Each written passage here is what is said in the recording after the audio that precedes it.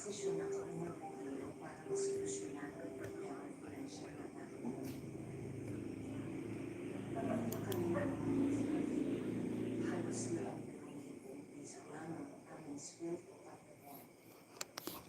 At hindi ito kasya sa amin. Talagang buhay. O ano to?